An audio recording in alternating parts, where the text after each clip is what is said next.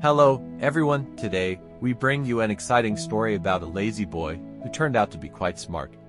By the end of this story, we'll discover how even a lazy person can overcome laziness and work hard to achieve success. But that's not all. While we enjoy the story, we'll also learn some new English words and how to use them in sentences, making this both fun and educational. So, stay with us until the very end. Once upon a time, in a small village, there lived a young boy named George. He stayed with his parents in a humble house on the edge of town. George was known for being extremely lazy. Every day, he helped his father in the fields, but his only task was to chase away birds that tried to eat their rice crops. Most people used sticks or slingshots to drive the birds away, but George didn't want to move around much. Instead, he built wooden poles across the field and connected them with ropes. This clever setup let him scare the birds without standing up. He could just lie down and relax. George's father often worried about his son's laziness, thinking, "What will happen if I fall sick? How will George handle everything?" However, since George always managed to complete his work, his father never scolded him. One summer, during a particularly dry season, George's father fell seriously ill. This left George to manage the entire field alone. He tried his best, but hard work was unfamiliar to him. After weeks of effort, the crops began to wither due to a lack of water, and George couldn't save them. That evening, George sat outside under the stars, feeling disappointed and useless. He thought, "Why didn't I ever try harder? Now my family's hopes are gone." The next morning, George overheard a commotion in the village. Curious, he went to see what was happening. A soldier stood in the town square, announcing a grand competition at the king's palace. The winner would receive a chest of gold. George immediately thought, "This could save my family." Without hesitation, he declared that he would join the competition. The villagers laughed, saying, "How can someone as lazy as George compete with strong men from all over the kingdom?" But George didn't let their doubts discourage him.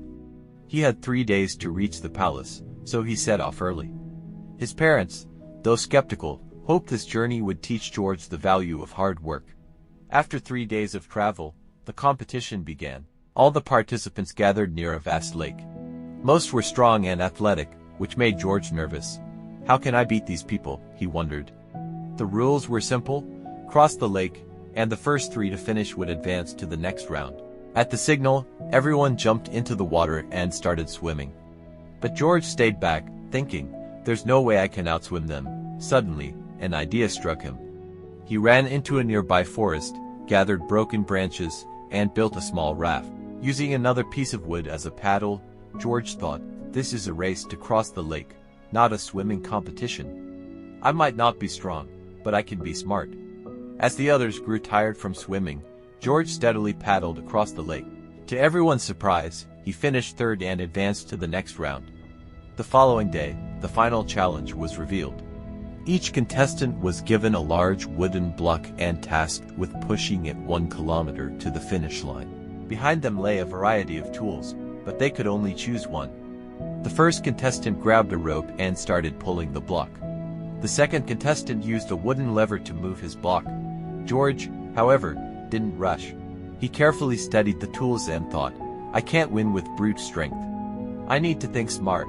After some thought, George picked a small knife. The crowd was puzzled. How could a knife help him move such a heavy block? But instead of pushing the block, George began carving it into a round shape.